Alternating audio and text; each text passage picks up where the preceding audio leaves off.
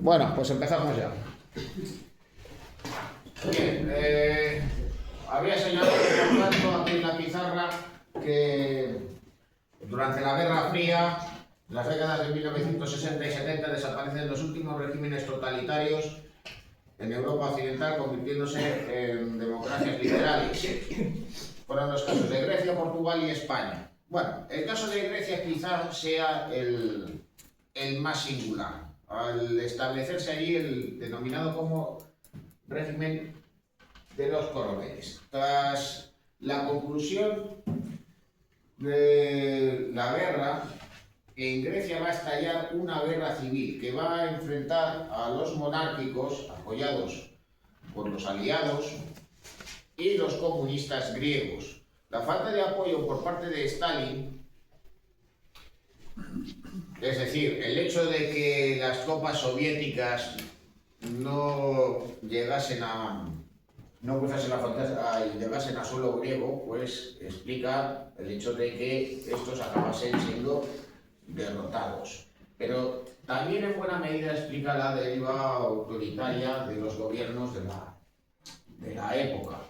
Por aquel entonces vivía la monarquía y esta se apoyaba en los militares. Aquellos que defendían una mayor democratización de las instituciones, digamos que se veían acosados y eran vistos como agitadores, izquierdistas, partidarios de Moscú, etcétera, etcétera. La situación, digamos que se fue agravando con el paso del tiempo. Y finalmente los militares, digamos que prescindieron de la figura del monarca, pensaron que al fin y al cabo pues era más un estorbo que otra cosa, y el joven rey Constantino I pues acabó en el exilio. Se estableció por tanto el régimen de los coroneles, que acabó cayendo cuando tuvo lugar la fallida invasión de Chipre. Como una forma para consolidarse en el poder y evitar la agitación interior, pensaron que lo mejor era anexionarse la isla, que estaba dividida en dos comunidades, la turcochipriota y la grecochipriota. Claro, ¿qué fue lo que sucedió? Pues que los turcos invadieron la mitad norte de la isla. Y claro, eso provocó el desprestigio del ejército griego, conduciendo pues finalmente a la caída del régimen de los coroneles. Además, hay que señalar un hecho muy curioso, y es que en Chipre, pues en la actualidad pervive aún esa división. Y eso pues teniendo en cuenta que es un estado que forma parte de la Unión Europea. Bueno, en el caso de Portugal la situación era diferente. Sí que era un régimen totalitario que ya existía antes de 1939. Allí existía el denominado como Estado Novo, dirigido pues con puño de hierro, curiosamente por un civil, por Salazar. Bueno, Salazar fallece, más que fallece, pues tiene un accidente doméstico que le incapacita y abandona el poder en 1968. Le sucede Caetano y en el caso de Portugal, pues el país no invadió ningún otro territorio, pero sí que conservaba prácticamente la totalidad del territorio colonial. Portugal tenía colonias en África, como Angola, Mozambique, Guinea-Bissau. También era una colonia portuguesa la ciudad china de Macao y la mitad oriental de la isla de Timor, en Indonesia. Bueno, Salazar y su sucesor Caetano se resistían a desprenderse de esos territorios coloniales, pese a la existencia de movimientos de liberación. A todo ello se sumaba pues el atraso económico del país en relación a las economías occidentales, la falta de libertades y la propia inoperancia del ejército. Con lo cual, pues, acaba teniendo lugar un levantamiento militar que acaba convirtiéndose en un levantamiento popular. La Revolución de los Claveles, que acaba provocando la caída de manera incruenta de Caetano. Luego ya el año siguiente pues concluiría la dictadura del general Franco, aunque esta ya la abordaremos con posterioridad. Bueno, mientras todo esto sucede en Europa, curiosamente en Latinoamérica se vienen a establecer dictaduras militares. ¿Por qué sucede esto? Pues precisamente también por la Guerra Fría.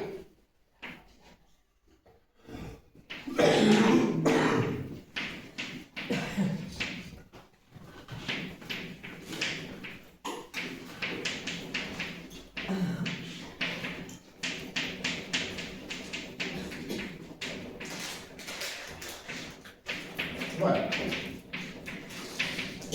Estados Unidos, digamos que había venido a considerar que el continente americano era una suerte de patio trasero, o ya más concretamente lo que viene a llamarse su patio trasero es el área del Caribe. Bueno, una de las noticias, pues no deja de ser, digamos, pues una voluntad por parte del recién elegido futuro presidente Donald Trump, es que el Golfo de México pase a llamarse el Golfo de América. Sí. Bueno, sí, me llamé como le llamar. Sí, Groenlandia, si quiere quedar, ¿no? Bueno, cuestiones aparte, de todas maneras esto nos permite hablar de esta otra cuestión. Y es que, claro, aunque según la doctrina Monroe se venía a determinar que América era para los americanos, Estados Unidos pues ha tenido pues especial interés a lo largo de su historia en todo aquello que ha venido sucediendo en el continente, impidiendo la injerencia de otros países, pero por otro lado estando presente en estos otros estados. Claro, un hecho que acaba siendo clave y que explica el devenir posterior es la Revolución Cubana. Bueno, pues por aquel entonces pues existía, hasta 1959,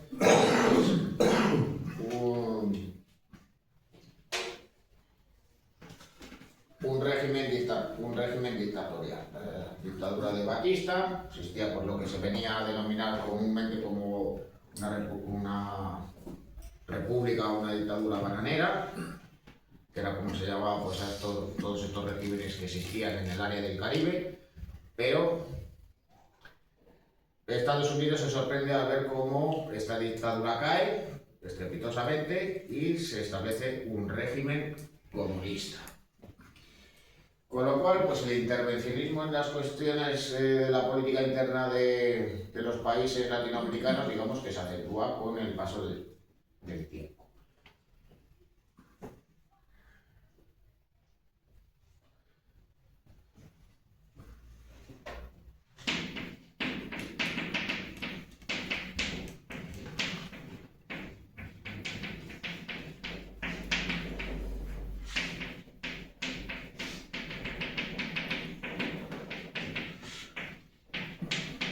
Bueno, digamos que la resolución de la crisis de los misiles de Cuba puso una suerte de paréntesis a todas estas cuestiones que podían implicar al mismo tiempo a Estados Unidos y a la Unión Soviética en dicha área,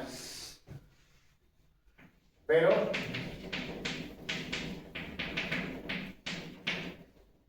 ya en la segunda mitad de la década de 1960 la situación, digamos que cambió.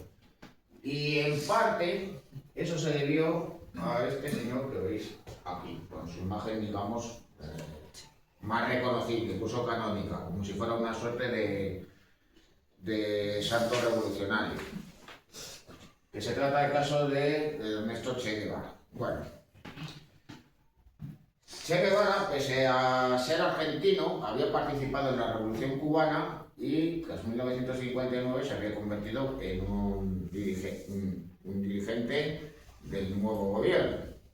De todas maneras, se trataba pues, de una persona, por un lado, poco tolerante hacia las posiciones condiciones y la intervención de la Unión Soviética en la isla. Fidel Castro pues, consideraba que para la propia supervivencia del régimen pues, se tenía que apoyar, por tanto, en Moscú. El Che Guevara pensaba que no, que había que guardar, digamos, pues, la ortodoxia marxista y, por tanto, pues, llevar a cabo otro tipo de políticas y, por otro lado, pues, defendía una visión de expansión de los movimientos revolucionarios. En buena medida también, digamos, pues por su propio carácter inquieto y aventurero. Con lo cual acaba renunciando a sus cargos y en la década de los 60 se dirigió hacia el Zaire, es decir, hacia la actual República del Congo, para tratar de liderar a una milicia guerrillera comunista. Eso le generó pues un cierto sinsabor, porque no consiguió el éxito que él pretendía.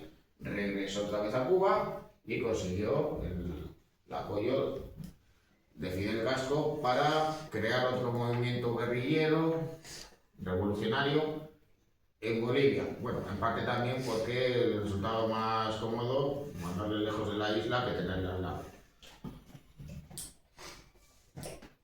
Tampoco nos vamos a engañar.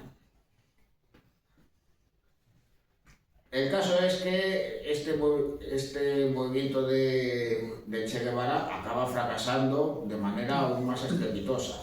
No logra, digamos, implicar a la población y el ejército boliviano, pues apoyado también por los Estados Unidos, acaba derrotándole. Él mismo es capturado y asesinado de manera sumaria. Pero de todos modos, pese a ese fracaso, la acción de Che Guevara en Bolivia va a servir de ejemplo a otros movimientos revolucionarios que defendían pues, ese tipo de vías alejadas de los intereses de la Unión Soviética y que se vinculaban a esos nuevos movimientos comunistas de inspiración trotskista o inspirados también en el maoísmo, que defendían, digamos, pues otro tipo de acciones, pues más vinculadas, digamos, pues a levantamientos urbanos, a llevar a cabo acciones, digamos, que podríamos calificar como terroristas, al emprender secuestros, ataques con bombas o con armas cortas, secuestros, etcétera, etcétera, para crear, digamos, un clima de inestabilidad. Al tiempo que también se apoyaban, pues, en movimientos que estaban vinculados, digamos, a la izquierda de ciertos partidos tradicionales o de ciertos movimientos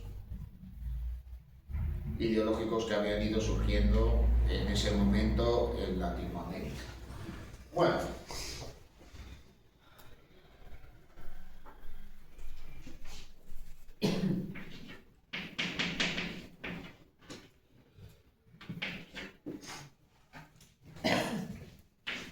y es que desde mediados del siglo XX existían los denominados como populismos.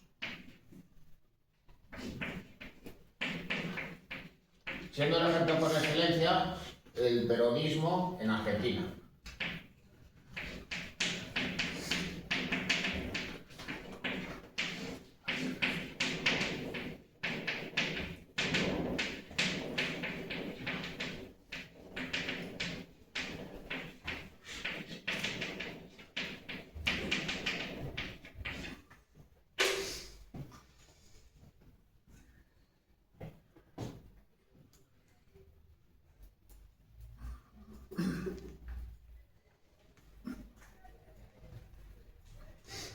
Bueno, a ver si viene el enlace, de todos modos. Bueno, del peronismo, de todos modos, hay que señalar lo siguiente, y es que su denominación recibe el nombre del coronel Juan Domingo Perón, que se hizo pues con el poder en Argentina en la década de 1940. Ahí le veis, pues, fotografiado con su primera mujer, Evita Perón, que digamos, pues desde luego que su mejor relaciones públicas y digamos, pues, la una persona pues también, entre otras cosas, pues capaz de movilizar a las masas populares a favor del régimen. El peronismo, al igual que estos movimientos populistas en Latinoamérica, ha sido pues un movimiento, digamos, pues flexible, no ideológico. Ha habido populistas de derechas, populistas también de izquierdas, pero básicamente lo que han buscado ha sido pues movilizar a las masas a su favor y tratar, pues, por un lado, de beneficiarse y permanecer en el poder, pero por otro lado gozar de un apoyo popular, contando con ello también con políticas que creasen una suerte de estado del bienestar en dichos estados, rompiendo pues de todos modos pues con las políticas un tanto elitistas que existían pues hasta ese momento en Latinoamérica, porque al fin y al cabo, aunque pudieran existir regímenes más o menos democráticos, generalmente el poder estaba ostentado en oligarquías que se repartían el poder y por tanto pues existían pues una masa muy numerosa empobrecida, ajenas pues por tanto a cualquier tipo mínimo de servicios públicos. Bueno, de todas maneras, pues Perón se hace en el poder por una política pues en parte inspirada en los regímenes totalitarios del periodo de guerras, es decir, en políticas que se llevaron a cabo pues en la Italia de Mussolini, también en parte en la España de Franco, pero que también en parte estaban inspiradas en el denominado New Deal de Roosevelt, lo cual no deja de ser curioso, porque Perón se manifestaba contrariamente a los Estados Unidos. Estos movimientos populistas son también profundamente nacionalistas. El caso es que esto le permitió estar en el poder hasta que acabó siendo derribado en la década de los 50, tras la muerte de Eva Perón, que era, digamos, pues su principal apoyo y el que, digamos, le garantizaba pues ese apoyo de los denominados como descamisados. Claro, él se estableció en Madrid con su segunda mujer, Isabel Perón, que yo creo recordar como vecina a Vagancia. Claro, le tocaba aguantar con las bolas flamencas que tendría allí en su casa. Bueno, de todas maneras, pues en la década de los 70 tienen lugar pues unas nuevas elecciones libres en Argentina y Perón obtiene la presidencia. Pero por aquel entonces el peronismo estaba fragmentado. Existía, por tanto, un peronismo de derechas y Perón apoyaba, digamos, esa deriva autoritaria, y existía un peronismo de izquierdas. Y dentro de ese peronismo de izquierda estaban los denominados como montoneros, que apoyaban, digamos, una vía revolucionaria inspirada precisamente en las acciones de Che Guevara y que incluso, pues,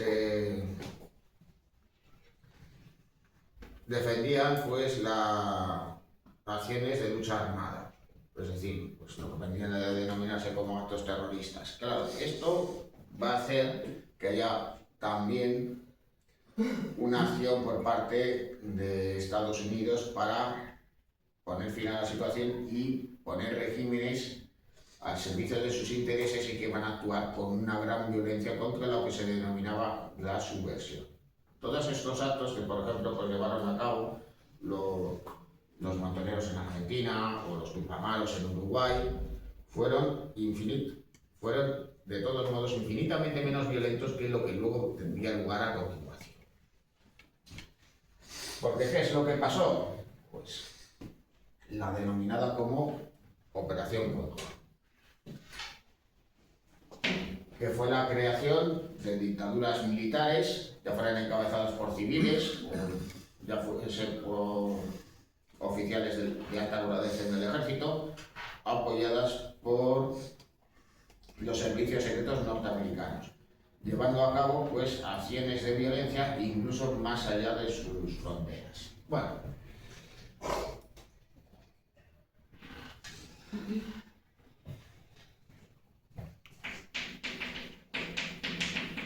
así Así que todo esto propició la aparición de dictaduras militares, especialmente en el denominado como Cono Sur,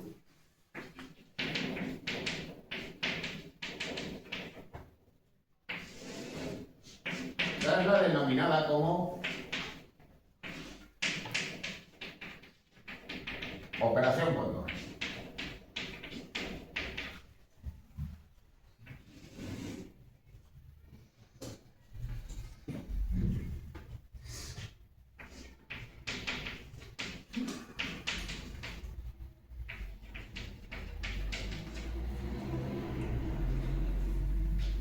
Y vinieron desde la década de 1960 hasta los inicios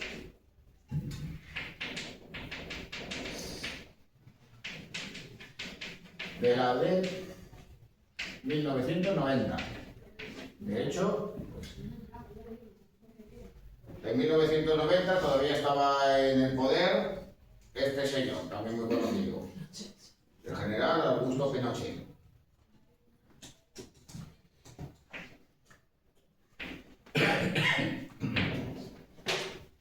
No deja de ser curioso porque normalmente la fotografía sin gafas, pero su imagen más famosa, con ese gesto digamos tan severo, aparecía con ellas.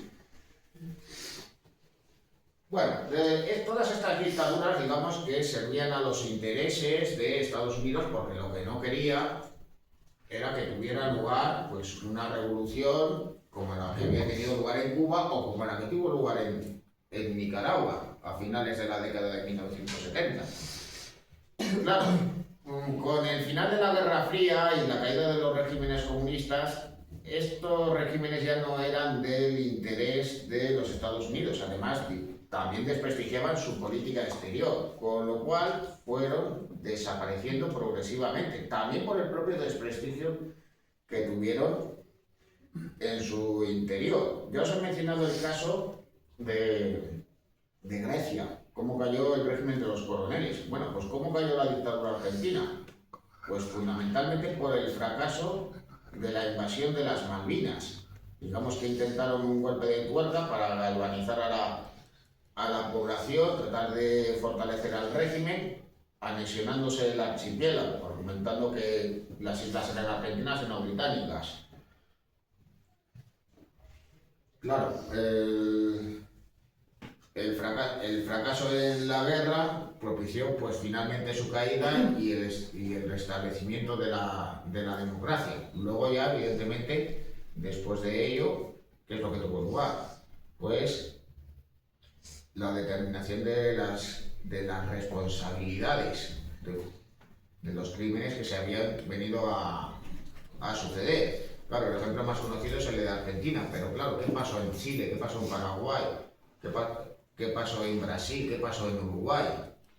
Bueno, de todas maneras vamos a ver este vídeo al respecto de la Operación Cóndor.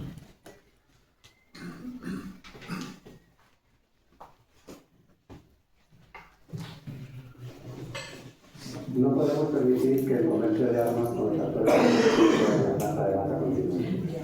Este conflicto es ya uno de los más mortíferos.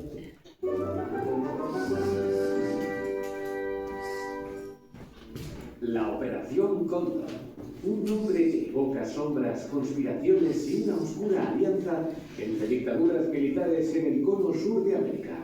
Hoy te vamos a contar sobre esta operación secreta, una de las más terribles y coordinadas campañas de represión en la historia del continente. A mediados de los años 70 del siglo XX, cuando el mundo estaba dividido entre las dos grandes superpotencias, Estados Unidos y la Unión Soviética, un conjunto de dictaduras militares en Sudamérica se unieron en una operación secreta y brutal que cambiaría el destino de miles de personas, la Operación Cóndor. El contexto era la Guerra Fría, una lucha ideológica a nivel mundial entre el comunismo, liderado por la Unión Soviética, y el capitalismo, encabezado por los Estados Unidos. En este escenario, América del Sur se convirtió en un campo de batalla para ambas potencias. Desde finales de los años 50, varios movimientos de izquierda inspirados por la Revolución Cubana y el pensamiento marxista, comenzaron a surgir en toda la región. Estos movimientos proponían cambios profundos, desafiaban a las élites tradicionales y pedían una distribución más justa de la riqueza. Sin embargo, muchos de estos grupos recurrieron a medios violentos, como la insurgencia armada, el secuestro y el terrorismo, para imponer sus ideales revolucionarios. Esto los convirtió en una amenaza no solo para las élites locales, sino también para Estados Unidos, que temía que la expansión del comunismo en su patio trasero desestabilizara a la región en plena Guerra Fría. El 25 de noviembre de 1975, en Santiago de Chile, durante el 60 cumpleaños del general Augusto Pinochet, se celebró una reunión secreta entre los líderes de los servicios de inteligencia de Argentina, Bolivia, Chile, Paraguay y Uruguay. Manuel Contreras, jefe de la DINA, la policía secreta chilena, fue el anfitrión de este encuentro que oficialmente dio origen al Plan Cóndor. Aunque el objetivo inicial era eliminar a grupos armados como el MIR en Chile, los Montoneros en Argentina o los Tupamaros en Uruguay, la operación se expandió rápidamente para incluir a cualquier tipo de opositor político, incluso a sus familias, como lo documentaron informes como el de la Comisión Valech en Chile.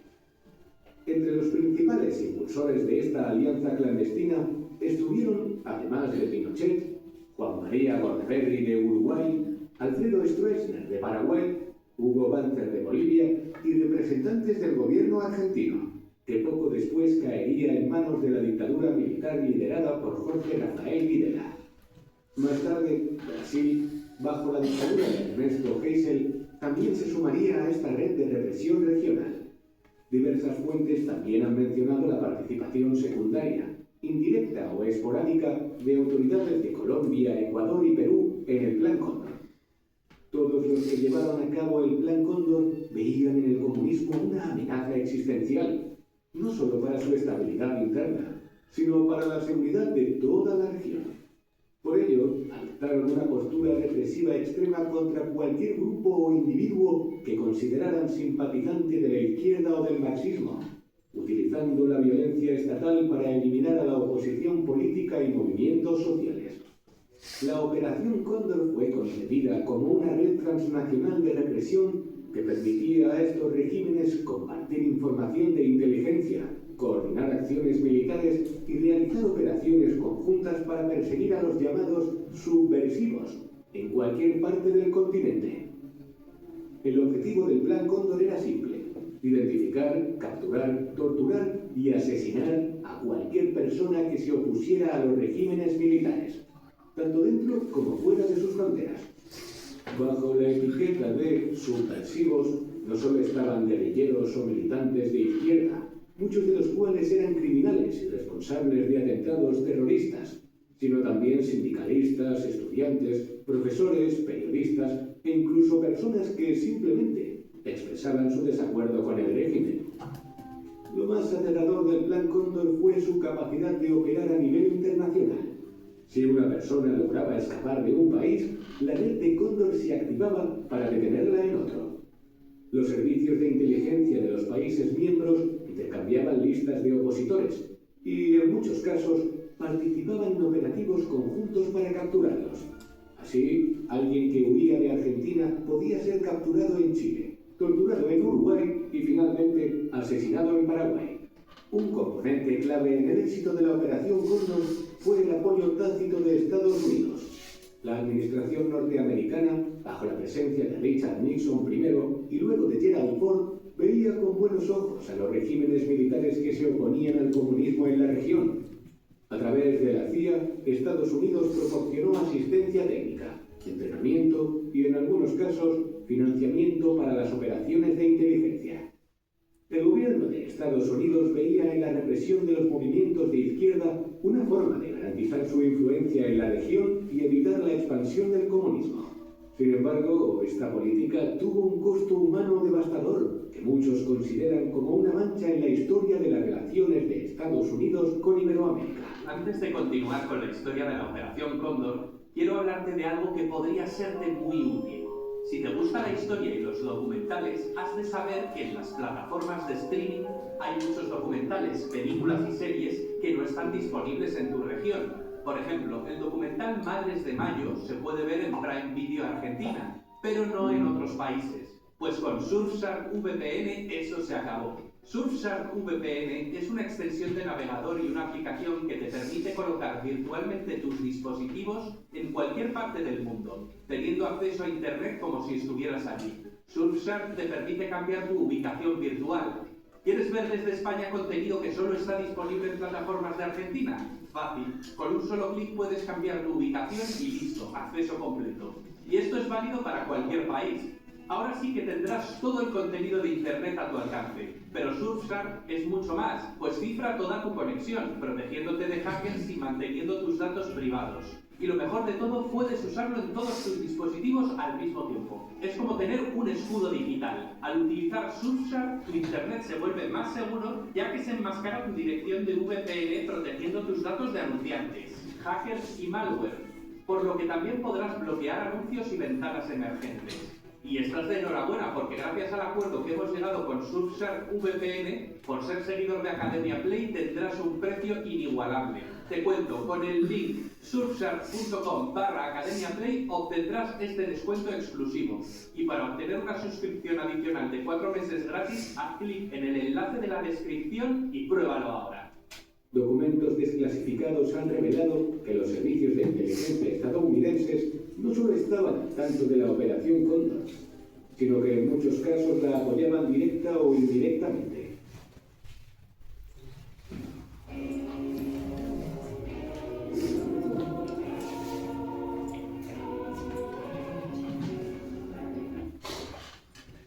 Uno de los casos más conocidos fue el de Henry Kissinger, entonces secretario de Estado, quien llegó a denunciar la estabilidad que los regímenes militares aportaban a la región, mientras miles de personas eran desaparecidas y asesinadas.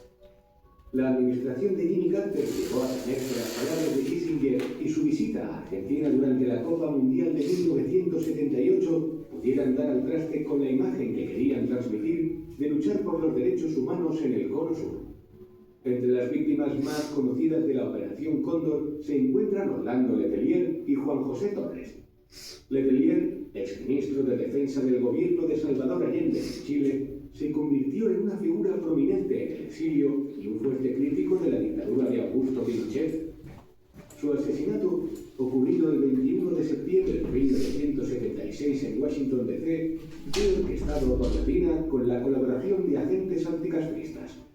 El atentado con coche bomba no solo mató a Letelier, sino también a su asistente, Ronnie Moffitt, y conmocionó a la opinión pública internacional. Por otro lado, el expresidente boliviano Juan José Torres, un líder de izquierda que gobernó Bolivia brevemente entre 1970 y 1971, también fue víctima de la Operación Cóndor. Torres, que fue derrocado en un golpe militar liderado por Hugo Banzer, se exilió en Argentina. Sin embargo, fue secuestrado y asesinado en Buenos Aires el 2 de junio de 1976 por escuadrones de la muerte, como parte de la coordinación represiva entre las dictaduras sudamericanas. A medida que el número de personas desaparecidas crecía, las familias comenzaron a unirse, organizar manifestaciones y exigir respuestas con pancartas que mostraban fotos de sus seres queridos desaparecidos, repitiendo la pregunta ¿dónde están? Es difícil calcular cuántas personas fueron víctimas directas de la Operación Cóndor. Los registros oficiales han sido fragmentados o destruidos en muchos casos, pero se estima que decenas de miles de personas fueron detenidas ilegalmente, torturadas y ejecutadas. En Argentina, por ejemplo, se calcula que entre 9.000 y 30.000 personas desaparecieron durante la dictadura militar entre 1976 y 1983. Muchas de ellas como parte de la Operación Cóndor. En Chile, bajo el régimen de Augusto Pinochet, más de 3.000 personas fueron asesinadas o desaparecidas, y miles más fueron torturadas. En Uruguay, Paraguay y Bolivia, la represión fue igualmente brutal. La coordinación entre estos regímenes permitió la persecución implacable de sus opositores, incluso fuera de las fronteras nacionales. Uno de los métodos más horrendos utilizados por la Operación Cóndor en Argentina fueron los vuelos de la muerte, donde los detenidos eran drogados y subidos a aviones o helicópteros militares, desde donde eran arrojados vivos al mar o a ríos. Los cuerpos nunca se recuperaban y las familias quedaban sin respuesta sobre el paradero de sus seres queridos. Aunque muchos desaparecidos fueron guerrilleros y criminales que cometieron actos violentos, como secuestros y atentados, también hubo miles de víctimas que no estaban directamente involucradas en la lucha armada, lo que acentúa la brutalidad indiscriminada de la operación. Además de las víctimas directas, la Operación Cóndor dejó un legado de terror y desconfianza en la región. El uso sistemático de la tortura, la desaparición forzada y la represión brutal marcaron a una generación completa de hispanoamericanos. Con el regreso gradual de la democracia, muchos de los países que participaron en la Operación Cóndor comenzaron los esfuerzos por llevar ante la justicia a los responsables de estos crímenes. Sin embargo, los juicios fueron lentos y complicados. Muchos de los responsables habían logrado mantenerse en el poder o se beneficiaban de leyes de amnistía que protegían a los militares de ser juzgados por sus crímenes. Y es que algunos de los regímenes militares negociaron su salida del poder asegurando la impunidad de sus crímenes, lo que dificultó la búsqueda de justicia. En Argentina, durante la presidencia de Raúl Alfonsín, se llevó a cabo en 1985 el histórico Juicio a las Juntas, donde los principales líderes militares responsables de la dictadura fueron juzgados y condenados por violaciones de derechos humanos. Este juicio representó un hito significativo en la búsqueda de justicia y la consolidación de la democracia en el país. Sin embargo, el gobierno de Alfonsín enfrentó fuertes presiones y levantamientos militares que buscaban frenar las investigaciones y los procesos judiciales contra otros miembros de las Fuerzas Armadas implicados en desapariciones y ejecuciones. Como respuesta a esta tensión, en 1986 se promulgó la Ley del Punto Final, que establecía un plazo límite para la presentación de nuevas denuncias contra militares. Posteriormente, en 1987, se aprobó la Ley de Obediencia Debida, que eximía de responsabilidad penal a aquellos subordinados que actuaron bajo órdenes superiores, argumentando que no podían ser considerados culpables por seguir directrices de sus superiores. Estas leyes limitaron significativamente la posibilidad de enjuiciar a numerosos responsables de violaciones de derechos humanos durante la dictadura. No fue hasta los años 2000, bajo la presidencia de Néstor Kirchner, que estas leyes fueron derogadas y comenzaron los juicios contra los represores. En Chile, Augusto Pinochet evitó durante mucho tiempo ser juzgado, pero acabó siendo arrestado en Londres en 1998 a petición del juez español Baltasar Garzón. Sin embargo, tras más de un año de detención domiciliaria, Pinochet no fue extraditado a España. El gobierno británico permitió su regreso a Chile en el 2000, alegando problemas de salud. Y el que fuera juez estrella, Baltasar Garzón, hoy enfrenta serias críticas por haber sido expulsado de la carrera judicial en 2012 tras haber sido condenado por el Tribunal Supremo de España a 11 años de inhabilitación por un delito de prevaricación tras unas escuchas telefónicas ilegales. Garzón también ha sido acusado de estar implicado en negocios turbios con líderes del Grupo de Puebla y hoy su imagen pública está muy manchada. Paraguay, por su parte, hizo importantes descubrimientos en los archivos del terror en 1992. Documentos que revelaron la magnitud de la colaboración entre las dictaduras iberoamericanas en la Operación Cóndor. Estos archivos han sido fundamentales para las investigaciones y los juicios en varios países. A pesar de los avances en algunos países, en otros la justicia ha sido más difícil de alcanzar. En Uruguay, por ejemplo, los responsables de la dictadura militar han eludido en gran medida las condenas y muchos familiares de desaparecidos aún buscan respuestas. Lo mismo ocurre en Paraguay y Bolivia, donde las heridas del pasado aún no han sanado. Hoy, 50 años después del inicio de la Operación Cóndor, Sudamérica sigue lidiando con las secuelas de ese periodo de terror. Las heridas de la represión y las desapariciones forzadas aún están abiertas. Muchas familias siguen buscando a sus seres queridos desaparecidos y los sobrevivientes continúan luchando por el reconocimiento de sus derechos y por justicia. El legado de la Operación Cóndor no solo se refleja en los esfuerzos por juzgar a los responsables, sino también en el fortalecimiento de los movimientos por la memoria, la verdad y la justicia en América.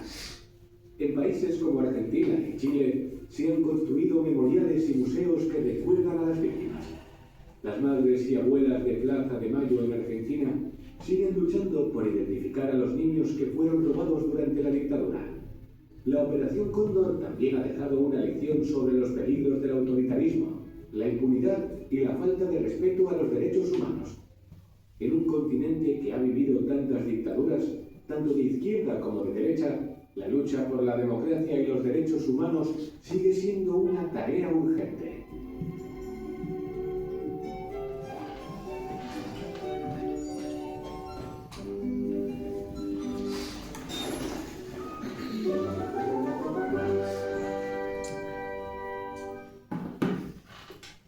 Bueno, yo la verdad es que no sé a qué ha venido esa colleja por el balcón en el vídeo,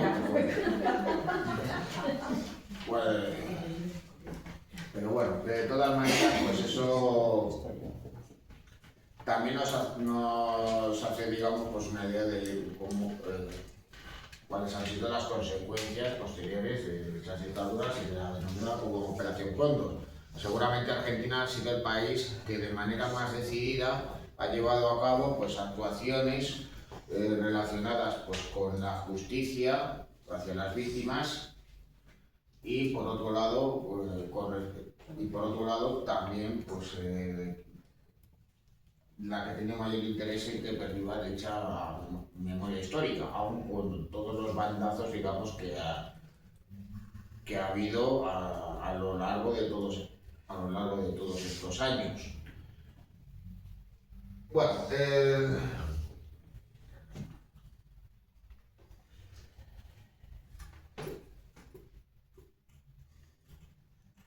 Bueno, el caso de todos modos es que la caída de estas dictaduras, que de todos modos pues sus responsables también buscaron medios y medidas para beneficiarse, para no asumir, digamos, las posibles responsabilidades civiles y penales que pudieran tener de todo ello, pues tuvieron lugar pues como consecuencia de la descomposición de los regímenes comunistas de la Europa del Este y la posterior desaparición de la Unión Soviética. Bueno, ¿por qué tuvo lugar este hecho que puso fin a la Guerra Fría?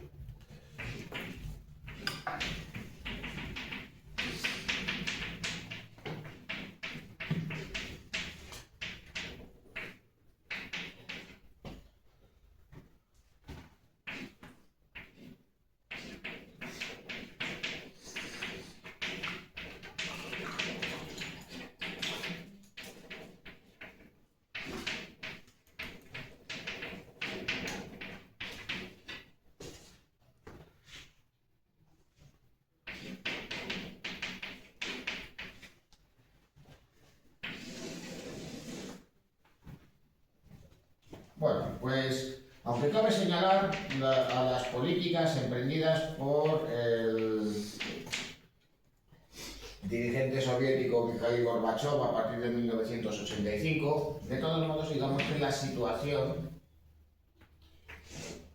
ya se venía fraguando desde antes. La Unión Soviética era una superpotencia, pero de todas maneras, digamos que venía a tener los pies de barro. Y la situación pues venía a ser visible en la década de 1960. Bueno.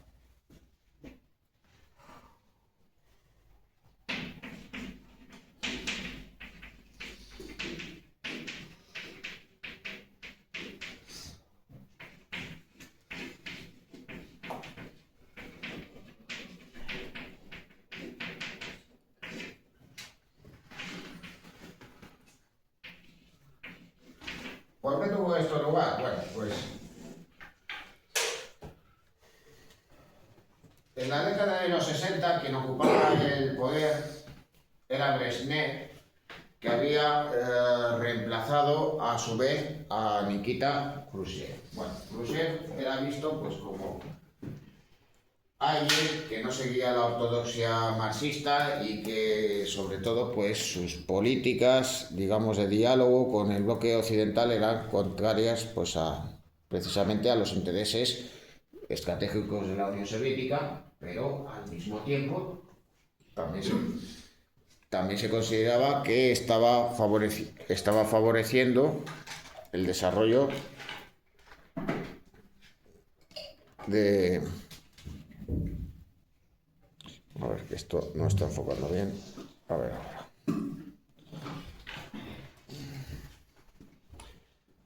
No estaba favoreciendo el desarrollo de políticas que fuesen propias de los regímenes comunistas. Bueno, este hecho y el fracaso de las medidas económicas que tuvieron lugar durante su mandato llevaron pues a que fuese reemplazado. Brezhnev era partidario de una política, digamos, más ortodoxa, pero al mismo tiempo también más expansiva, rivalizando de manera más fuerte con Estados Unidos. Pero en ese momento pues se estaba manifestando el estancamiento económico del bloque comunista con respecto a los países occidentales. Mientras estos países estaban viviendo una etapa de crecimiento económico solamente interrumpido por la crisis del petróleo, estas economías estaban perdiendo peso en cuanto a productividad y niveles de renta, hasta tal punto que en ocasiones la Unión Soviética tenía que importar alimentos, especialmente harina de trigo. En las décadas de 1960 y 1970 en algunas ocasiones tuvo lugar este hecho. ¿Por qué? Cuando precisamente, digamos, las macrocifras de los planes quinquenales de la Unión Soviética lo que alentaban era la productividad en masa de ciertas materias primas y productos semielaborados. Bueno, pues en primer lugar, porque se primaban esas cifras con respecto a los bienes de consumo, los cuales eran de peor calidad que los que se consumían en los países occidentales. Los electrodomésticos eran peores, los vehículos automóviles también, etcétera, etcétera, etcétera. Pero luego además también estaba pues, la enorme burocratización de la economía y la corrupción existente. Las cifras en muchas ocasiones se falseaban, se primaba la cantidad sobre la calidad, etcétera, etcétera. Con lo cual las economías progresivamente cada vez eran más débiles. Y los niveles de renta cada vez más bajos en comparación con los países del bloque occidental. A todo ello había que sumar también otra cosa, y es que Brezhnev y los dirigentes soviéticos vieron que en Estados Unidos había una crisis originada por la guerra de Vietnam y también por el escándalo del Watergate, que obligó a la dimisión del presidente Richard Nixon. Ahí pensaron que los Estados Unidos eran débiles y podían llevar una política exterior más agresiva, defendiendo movimientos revolucionarios en África, en América, en Asia, e incluso participando militarmente de manera directa. Y claro, si los Estados Unidos habían tenido la guerra de Vietnam, los soviéticos tuvieron su propia guerra de Vietnam, que fue la guerra de Afganistán en los años 80. Una guerra larga, sin un objetivo claro, en la que las tropas estaban desmovilizadas, con un ejército que daba golpes de mano, aprovechándose del terreno y sin una victoria clara, digamos, a la vista. Así que claro, ese esfuerzo militar continuado con una economía que no lo podía sostener, acabó pues provocando, digamos, la retirada de dicho conflicto por orden de Gorbachev. A todo ello también había que enfrentarse a un desafío, que había planteado el presidente Reagan, y era la llamada Guerra de las Galaxias, un proyecto que consistía en la creación de una red de satélites que iban a evitar que los misiles balísticos, los que son capaces de atacar desde un continente a otro, pudieran llegar a las ciudades norteamericanas. La Unión Soviética no podía plantear algo semejante, porque podía hacer que si tenía lugar una tercera guerra mundial, donde se empleasen misiles balísticos con armas atómicas, pues la Unión Soviética podía ser atacada, pero Estados Unidos no. Así que se viene a negociar con Estados Unidos para la reducción del armamento nuclear. ¿Por qué? Bueno, pues porque la economía soviética no podía afrontar un desafío de ese tipo. Luego también pienso en otra cosa. Debido a los medios tecnológicos disponibles, en ese momento dudo mucho que Estados Unidos hubiera podido disponer de una red de satélites que permitiera una defensa avanzada de ese tipo. A lo mejor en la actualidad sí que es posible, pero en los años 80 lo dudo mucho. De todos modos, si fuese cierto, fuese un farol, lo cierto es que eso le salió redondo. A partir de entonces la Unión Soviética dejó de ser una amenaza para sus intereses estratégicos.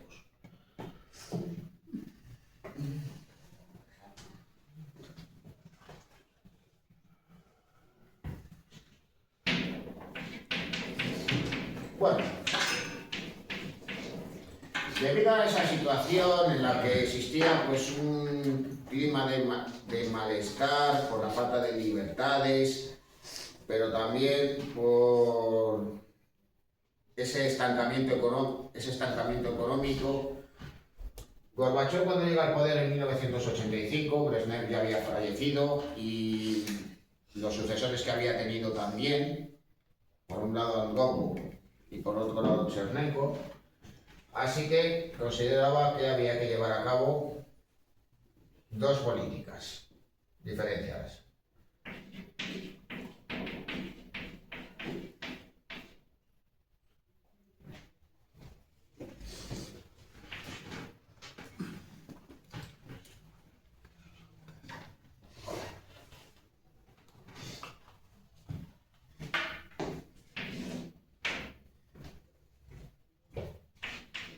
Por un lado, la denominada como perestroika,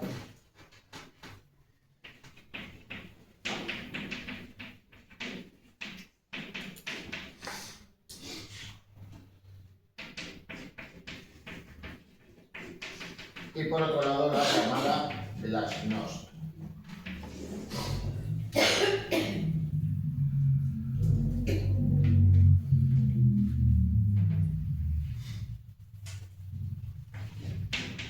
¿En qué consistía una y la otra?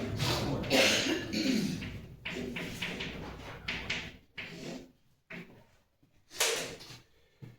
La perestroika, o reestructuración en ruso, consistía en una serie de reformas económicas que permitieran una liberalización de la economía. Así que eso pues posibilitaría a la economía soviética participar en los mercados internacionales, eliminando pues parte de la burocracia, permitiendo las inversiones privadas y el desarrollo de una industria de consumo. Sin embargo, pues estas medidas acabaron siendo insuficientes. Los mercados quedaron desabastecidos, la inflación tuvo lugar su aparición y el malestar social, digamos que fue en aumento.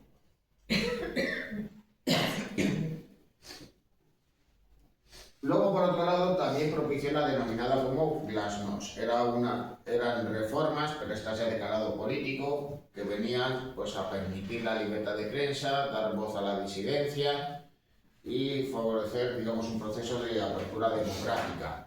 De todos modos, Gorbachov lo que pretendía era una serie de reformas estructurales en la Unión Soviética que posibilitaran su supervivencia, alentando también las reformas democráticas y liberalizadoras en la economía de los países del bloque comunista. Bueno, Gorbachov gozó de una gran popularidad en el exterior y era visto como un reformista en la Europa del Este y también en otros estados comunistas, siendo visto con recelo pues, por otros dirigentes, digamos, más ortodoxos. También era una figura popular en las democracias occidentales, pero en su país tenía una impopularidad creciente y de hecho seguía siendo bastante impopular cuando falleció, ya habiendo cumplido más de 90 años.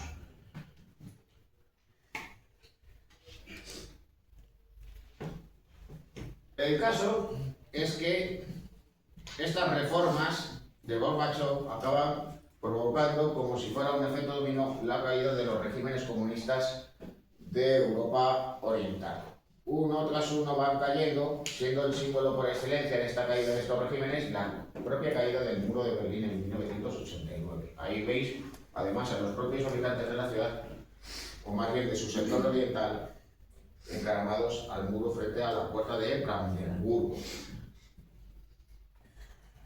Bueno, pues ¿cómo tuvo lugar este acontecimiento? Bueno, pues la caída del muro no fue el primero de los acontecimientos, pero sí el más significativo. Ya en 1989, en Hungría se convocaron elecciones libres para el año siguiente y además se abrió la frontera con Austria, es decir, que ya, digamos, el telón de acero ya tenía un boquete bastante grande.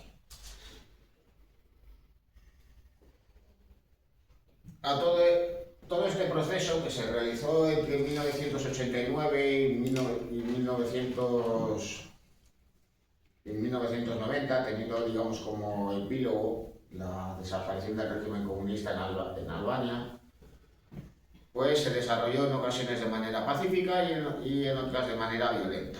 Bueno, así, en el caso de Checoslovaquia tuvo lugar la Revolución del Terciopelo. El régimen comunista cayó de manera pacífica y luego ya posteriormente, tras un referéndum, la República Checa y Eslovaquia se constituyeron como estados separados.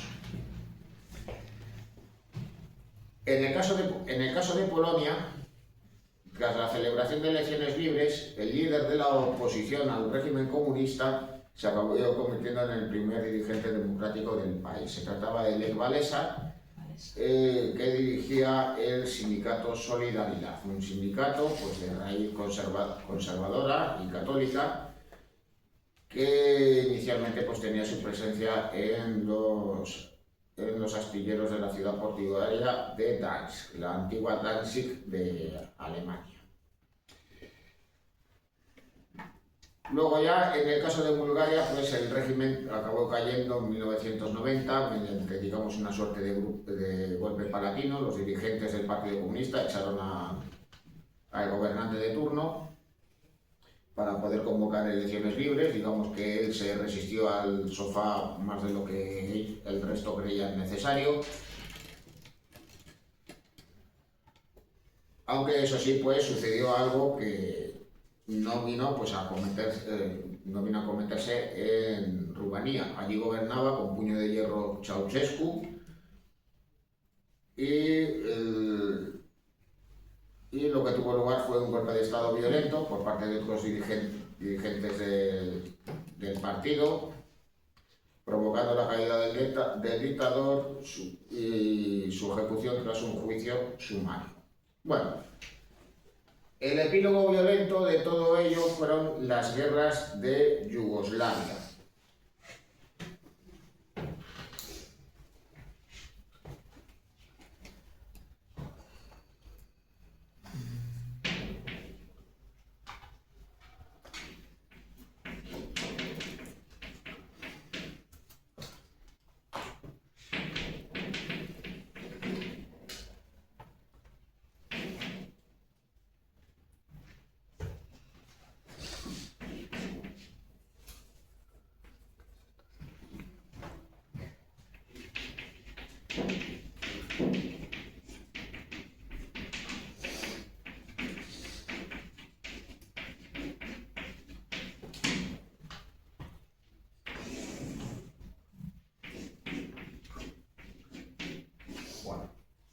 ¿Por qué tuvieron lugar esas guerras? Bueno, pues hay que tener en cuenta la propia historia de Yugoslavia, que de todos modos en un vídeo lo vamos a ver a continuación.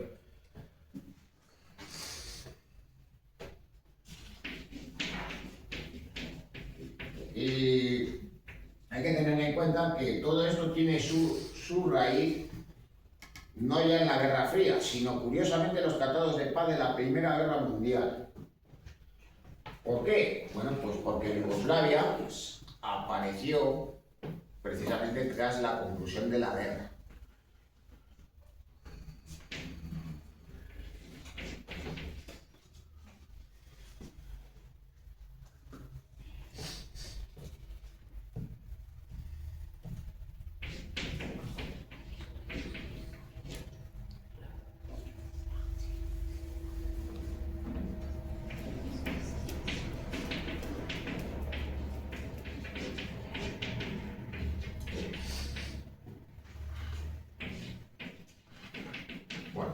Las guerras de Yugoslavia fueron el primer conflicto bélico que tuvo lugar en Europa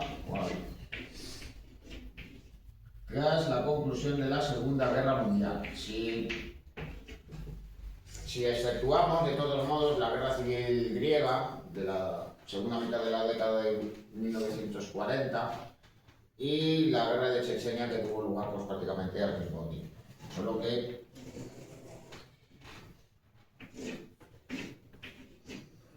al ser un conflicto más sangriento, y en el caso de la guerra de Chechenia, al desarrollarse en la cordillera del Cáucaso, es decir, un territorio fronterizo entre Europa y Asia,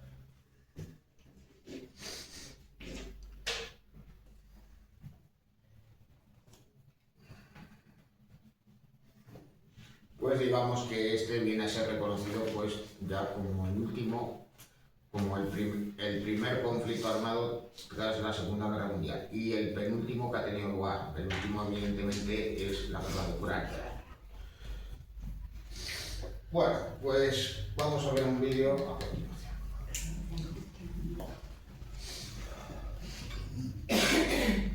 Este no tiene un anuncio a mitad del vídeo como el de antes, aparte de la publicidad que siempre es buena.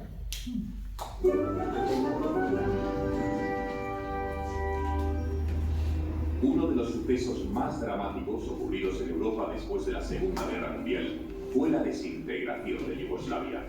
Como resultado de un trágico conflicto que se prolongó durante más de una década, hubo cientos de miles de muertos, millones de desplazados y profundas secuelas que todavía hoy resuenan en las sociedades de los países balcánicos.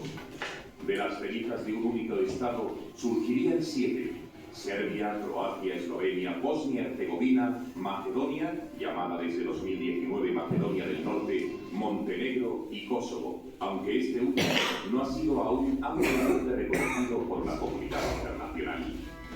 Más allá de los muchos siglos de historia que vivieron los Balcanes, el origen más inmediato de Yugoslavia hay que encontrarlo al final de la Primera Guerra Mundial. Los tratados de paz supusieron la disolución del Imperio Austrohúngaro, creándose varias entidades diferenciadas. Una de ellas fue la unión de las provincias eslavas al sur del Danubio, que uniéndose a las monarquías de Serbia y Montenegro, se integraron en el reino de los serbios, croatas y eslovenos. El rey Pedro I de Serbia se convirtió en el primer monarca de este nuevo reino. En 1929, reinando su hijo Alejandro I, se adoptaría de forma oficial el nombre de Reino de Yugoslavia, palabra del serbo-croata que significa tierra de los eslavos del sur. Nacida de forma artificial, Yugoslavia tuvo diferencias marcadas de todo tipo, sobre todo étnicas, lingüísticas y religiosas. La imposición de los serbios, la etnia más numerosa, ocasionó algunas fricciones con otros grupos étnicos e inestabilidad interna. Un ejemplo de esta tensión lo tenemos en el asesinato del rey Alejandro por terroristas croatas en 1934.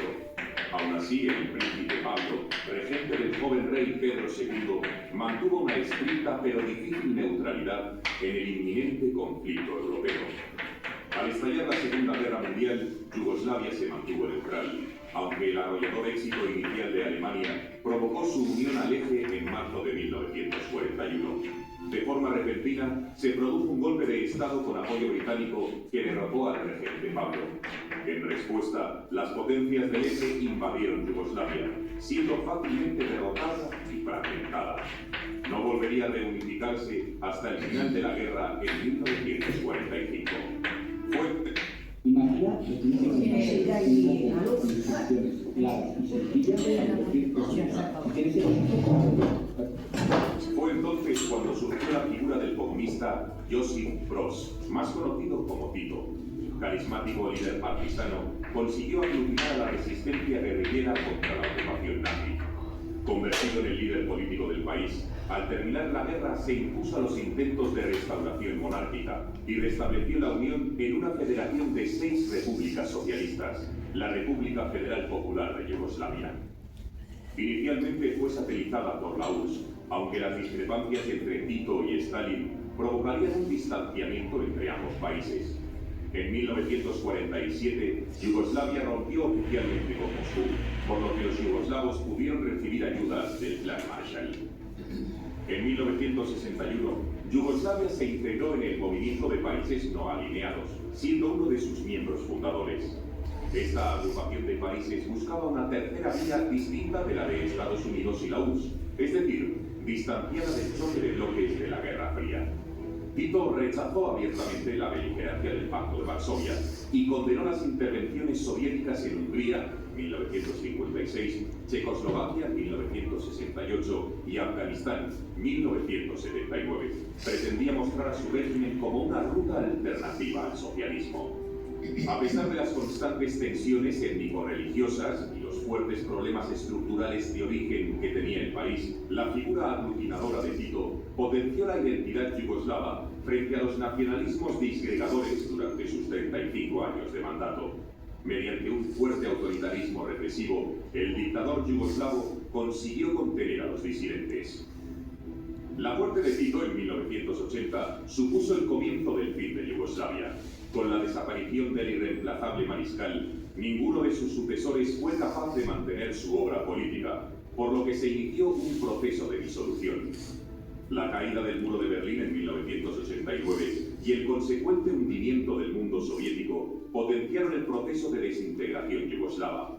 Una parte importante del arsenal del recién disuelto Ejército Rojo quedó fuera de control, siendo robado y vendido. Con ello, muchas milicias y grupos paramilitares de Yugoslavia pudieron armarse con facilidad. El desmembramiento de Yugoslavia arranca en 1991 con una serie de guerras simultáneas. Tras celebrarse 2 referéndums de autodeterminación en Eslovenia y Croacia, ambas repúblicas, que eran las más prósperas de la Unión, se declararon independientes el 25 de junio. Yugoslavia, o mejor dicho Serbia, respondió con las armas. Pero la distancia geográfica de Eslovenia y su escasa importancia para el nacionalismo serbio, dado que era un territorio étnicamente homogéneo, hizo que la lucha, llamada Guerra de los 10 días, fuera breve. Finalmente, Bueno, de todas maneras, venía anunciado, digamos, un poco de pasada, algo que vino a ser muy común esos años.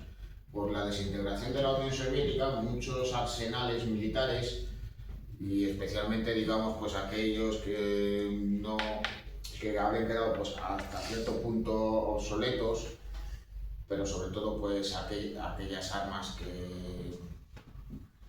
que eran más ligeras y que se podían transportar mejor, pues acabaron en manos de bandas mafiosas y de militares interesados, con lo cual pues ha aparecido pues redes de traficantes de armas que llevaron pues importantes cargamentos a lugares en conflicto, como países del África Negra o en el caso también de la propia Yugoslavia. El uso del Kalashnikov se convirtió pues, en una moneda de cambio en aquella época, y no solo porque los militares y oficiales del antiguo ejército yugoslavo, de aquellos que se habían desligado de utilizar ese arma, es que también grupos paramilitares usaban ese tipo de subfusil. Eslovenia fue rápidamente reconocida como Estado independiente.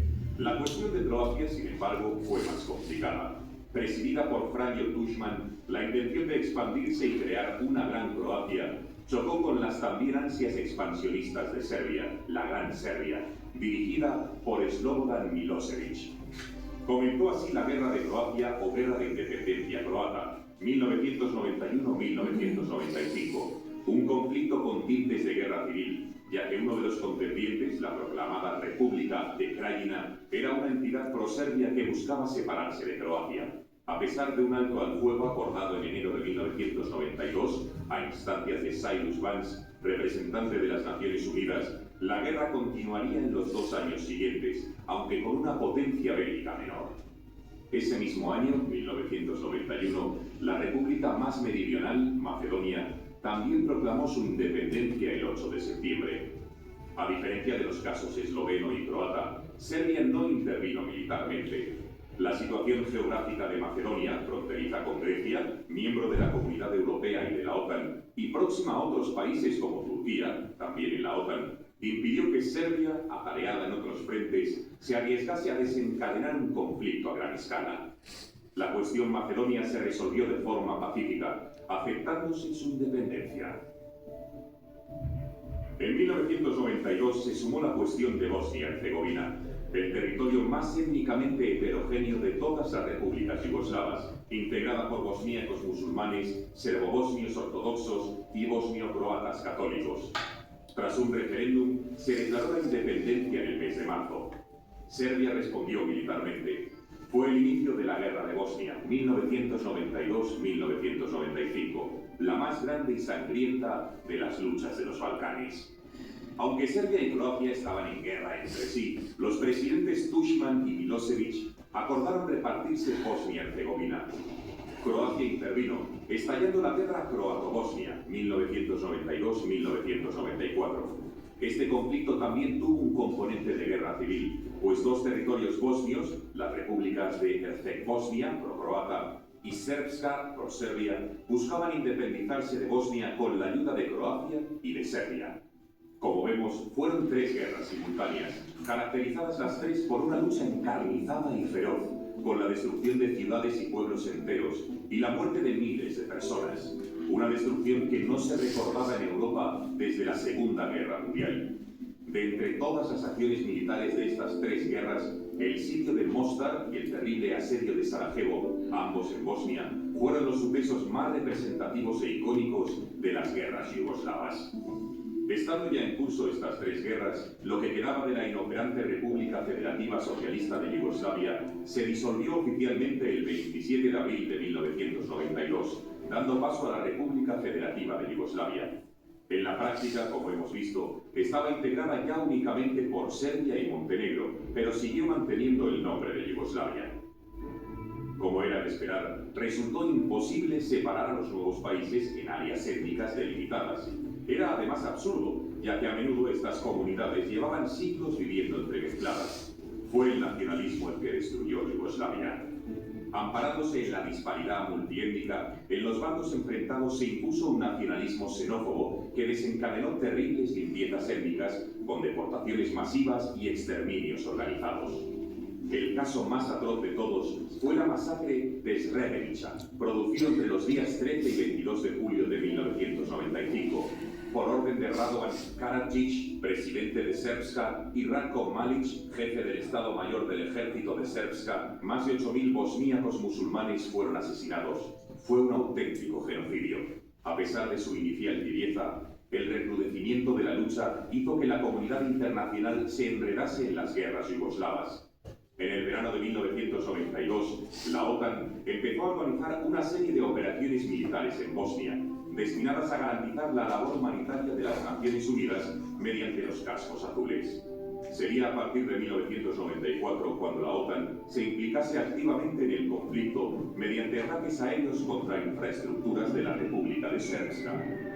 Mediante la mediación de los Estados Unidos, el 18 de marzo de 1994, se firmaron los acuerdos de Washington, que terminaban con la guerra croato-bosnia. Los territorios bosnios ocupados por Croacia se integraron en la Federación de Bosnia y Herzegovina, pero la guerra de Serbia y las repúblicas proserbias Srpska y Krajina contra Bosnia continuó, al igual que la guerra entre Croacia y Serbia. Milosevic pudo sentir cómo la presión internacional se le echaba encima y se le complicaban las cosas. Mediante la operación Fuerza Deliberada, la OTAN atacaba Serbia al año siguiente.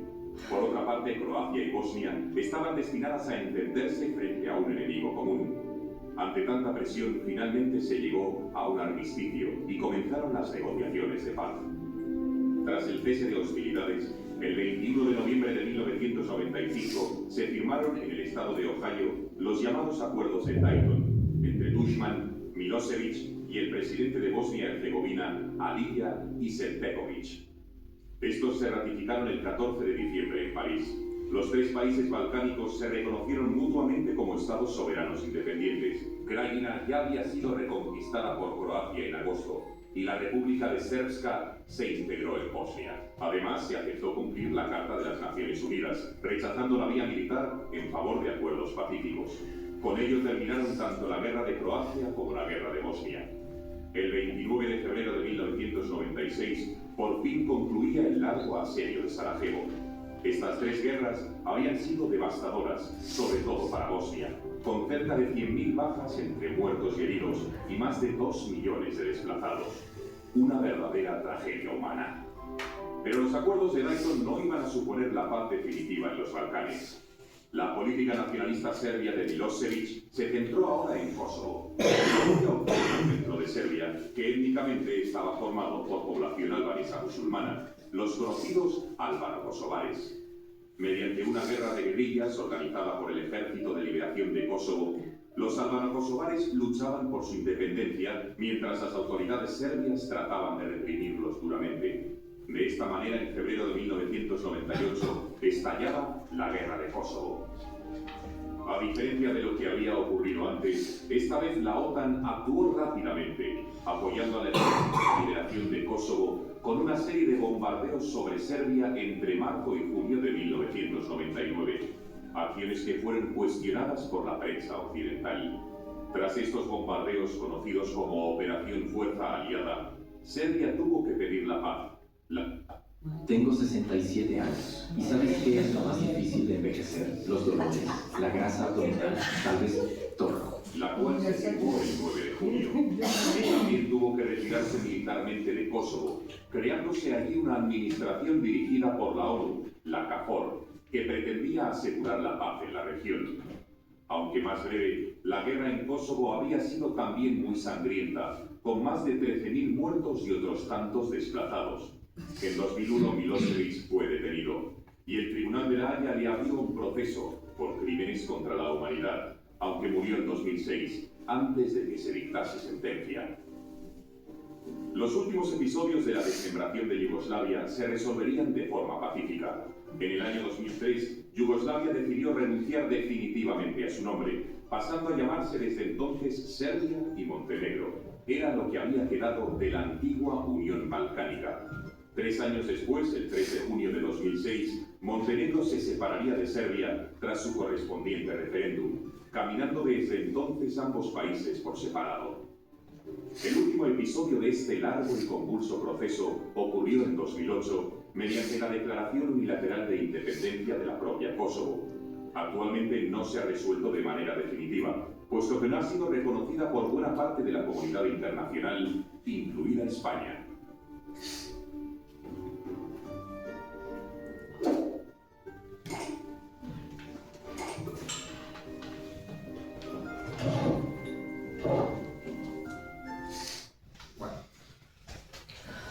¿Por qué tuvo lugar de todos modos la guerra? Pues hay que hablar de todos modos de los orígenes de dicho Estado tras la Primera Guerra Mundial. Y es que de todos modos, pues eso también guarda relación, pues precisamente con la complejidad étnica de dicho antiguo país y las vicisitudes al respecto. Bueno, el Estado se llamó originalmente el Reino de los eslovacos, croatas y serbios, porque de todos modos los tratados de la paz de París pues establecían la desaparición de los imperios autocráticos que habían existido hasta ese momento, incluido el Imperio Austrohúngaro, pero Serbia había sido uno de los países vencedores en la guerra. Claro, había que señalar el hecho de que la actual Bosnia, la actual Croacia y la actual Eslovenia formaban parte del Imperio Austrohúngaro. Históricamente, pues habían estado hasta cierto punto vinculados en mayor o menor medida, o en mayor o menor tiempo, al Imperio Austriaco. Mientras que Serbia había permanecido, digamos, más tiempo vinculada al antiguo Imperio Turco hasta su independencia en el siglo XIX. Con lo cual, se había conformado un estado en el cual vivían, y no precisamente en los territorios que luego constituyeron diferentes estados dentro de un estado federal, sino que vivían más o menos entremezclados, pues eslovenos, croatas, bosnio-musulmanes, serbios, montenegrinos, macedonios, albano-kosovares e incluso húngaros, en mayor o menor medida. El caso más significativo era el caso de Bosnia, donde existía pues una amplia población serbo-bosnia, un importante porcentaje de población bosnio-musulmán y una minoría destacada de bosnio-croatas. A todo ello pues había que sumar pues, una importante minoría de serbios en Croacia, la presencia de húngaros en la región de Voivodina dentro de Serbia, el hecho de que la mayor parte de la población de Kosovo no fueran serbios sino albano-kosovares, y ya pues en el caso de Macedonia, o bueno, la actual Macedonia del Norte, pues convivían, aparte de macedonios, pues también un porcentaje, digamos, significativo de albaneses por un lado y de serbios por otro. Bueno, toda esa mezcolanza de lenguas, de religiones, incluso también de alfabetos diferenciados, no deja de ser curioso porque el serbio y el croata en realidad son la misma lengua, pero se escribe diferente. El croata en alfabeto latino, el serbio en cirílico. De todos modos, pues estuvo en un estado latente hasta la desintegración del bloque comunista. Bueno, en el periodo de entreguerras, ¿qué era lo que sucedía?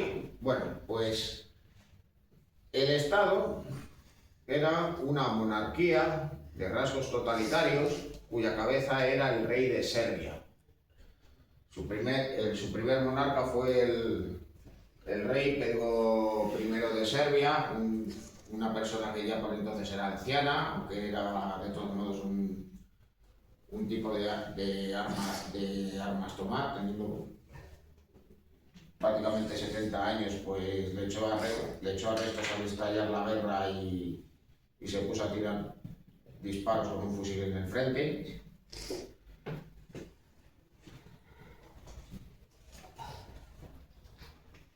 Así que vamos, como para discutir con el de fútbol. Bueno, de todos modos, Pedro I pues, falleció en la década de 1920, luego ya fue sucedido por Alejandro I, luego por Pedro II, si no recuerdo mal.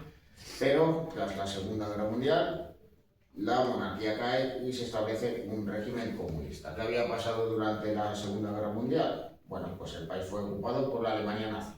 Allí pues tuvo lugar la aparición de diferentes guerrillas que lucharon contra la ocupación, aunque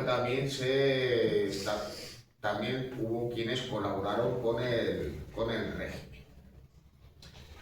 De todos modos, entre todos estos grupos, quien acabó siendo la cabeza visible fue el mariscal Broz, o conocido simplemente como el mariscal Tito. un militante comunista que curiosamente había formado parte de las brigadas internacionales en la Guerra Civil Española. Tras la conclusión de la guerra, se hace con el poder y opta pues, por una posición, digamos, independiente dentro del régimen soviético. Se convierte, digamos, en la cabeza visible de Yugoslavia, gobernando de manera autoritaria, así que la oposición al régimen no se visibilizó, digamos, con la existencia de movimientos o partidos políticos contrarios a su figura, sino con el apoyo a las reivindicaciones nacionales dentro de las diferentes secciones que había del Partido Comunista dentro de cada uno de dichos estados. Los serbios eran más proclives al mantenimiento de la unión, porque los más nacionalistas defendían el modelo de la Gran Serbia. En otros estados se defendía más la independencia e incluso pues, el apoyo a visiones como el de la Gran Croacia. A todo esto había que sumar el mayor desarrollo económico y la mayor proximidad al bloque occidental que tenían tanto Eslovenia como Croacia. Bueno, Tito fallece en 1980, pero de todos modos la situación se acelera con la descomposición del bloque comunista. Así que Eslovenia y Croacia se declaran independientes. En Eslovenia, digamos, la violencia apenas dura unos días, porque independientemente de que apenas hubiera personas de etnia serbia en su suelo, pues la proximidad a Austria e Italia, pero sobre todo el estallido de la guerra en Croacia, pues hace que el ejército yugoslavo se desentienda de la situación en el país e independice. Estalla la guerra de Croacia, que se desarrolla fundamentalmente en 1991, y luego a continuación la de Bosnia-Herzegovina, el conflicto más largo y más sangriento, donde tuvieron lugar episodios de limpieza étnica, es decir, allí tuvieron lugar hechos genocidas como la matanza de Srebrenica. Tuvieron lugar además hechos que de todas maneras pues, vino a sacar a la luz pública pues, toda la violencia que sufría la población civil debido al bombardeo de poblaciones como la propia capital, Sarajevo, o la violación sistemática de mujeres. Bueno, la guerra concluye cuando empieza a intervenir la OTAN y por tanto Estados Unidos, pero también cuando los bornemusulmanes y los croatas, digamos, se alían contra un enemigo común, que era lo que quedaba por aquel entonces de Yugoslavia, que no era más que Serbia y Montenegro. Macedonia ya se había independizado. Bueno, finalmente, pues, se llega a un acuerdo para tener conversaciones de paz y Croacia y Bosnia-Herzegovina son reconocidas como independientes. Pero acaba estallando un último conflicto.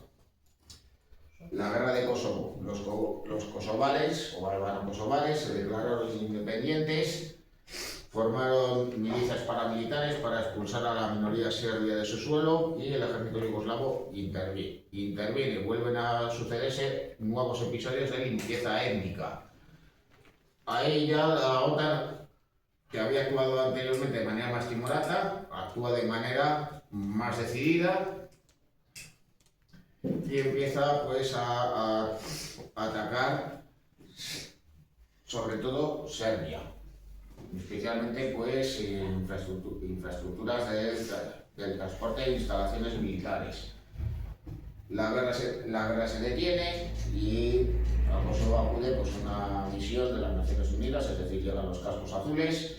Aún así, digamos que la conclusión de todo este conflicto acaba terminando con la caída de Milosevic. Las sanciones por parte de las Naciones Unidas debilitaron a su gobierno y acabaron provocando la caída. Luego ya posteriormente sería detenido y juzgado por el Tribunal Penal Internacional, falleciendo en prisión. Luego también se ha mencionado a otros dos señores que participaron en la guerra. Por un lado, a Marko Mladic, y por otro a Radovan Karadzic. El primero militar, el segundo dirigente de la minoría serbo-bosnia, responsables de crímenes contra la humanidad durante la guerra de Bosnia y que también fueron juzgados por el Tribunal Penal Internacional. Si no recuerdo mal, en el caso de Mladic, este también falleció en prisión. Bueno, luego, claro, también hay cuestiones, digamos, a señalar, y es que, claro, los principales responsables de todos estos crímenes de lesa humanidad, pues fueron el gobierno y el ejército de Serbia-Montenegro, liderado por Milosevic, y también los dirigentes de la minoría serbo-bosnia en Bosnia. Pero eso no quiere decir que tampoco, pues por parte de Croacia, de los propios musulmanes o de los milicianos albano-kosovares no se cometieran también crímenes. Bueno,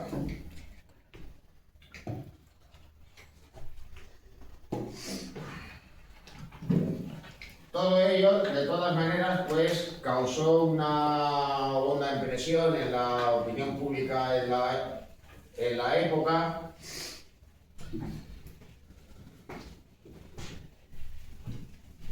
Y de todas maneras, pues también hay que señalar una cosa, y esto ya lo veremos un poco más adelante. Al mismo tiempo que tuvieron lugar las guerras de la antigua Yugoslavia, también tuvo lugar otra cosa. En 1994 tuvo lugar el genocidio de Ruanda. Bueno, ¿habéis visto cuántos fallecidos hubo en la guerra? Aproximadamente 100.000. Son muchos, cada 8 años de guerra, de todas maneras. 2 millones de desplazados. También. Algunos pues volvieron a su tierra, otros formaron parte de la diáspora yugoslava por otros países. Sin embargo, en el genocidio de Ruanda murieron entre 800.000 y 1.000.000 de personas en un año. Y claro, pues esto cabe señalarlo. Cuando tienen lugar conflictos, digamos, próximos, cercanos a nuestro país o a nuestro continente, digamos que nos sacuden más, nos impactan significativamente. No hay más que pensar, de todos modos, pues en la guerra de Ucrania, o también con el conflicto árabe-israelí, con la proximidad de Oriente Próximo. Pero los conflictos en otros lugares, y muy especialmente los que tienen lugar en África, muy frecuentemente son olvidados y con una facilidad pasmosa, con apenas noticias en los medios de comunicación. No digamos ya en el caso de la presencia en los medios de comunicación. También sucede en otras partes del mundo, y en buena medida pues, por las circunstancias en las que se vienen a desarrollar. Hemos visto la guerra de Vietnam, más que conocida popularmente, y lo es pues, por la presencia de los Estados Unidos en dicha guerra. Si hubiera sido simplemente una guerra civil, nosotros apenas tendríamos conocimiento de ella, porque os doy un ejemplo muy simple. No mucho tiempo después tuvo lugar el genocidio camboyano. Murió más de la tercera parte de la población del país, asesinada o de hambre.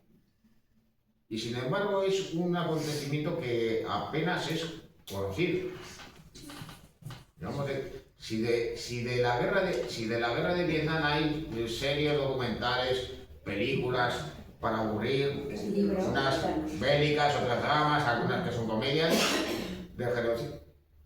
del genocidio camboyano, pues, de todas maneras, pues apenas, digamos ahí. Eso es lo de los Yemenes rojos. Testimonio, sí, de Pol Pot y los Yemenes rojos.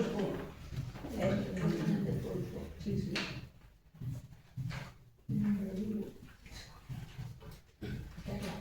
Bueno. No sé si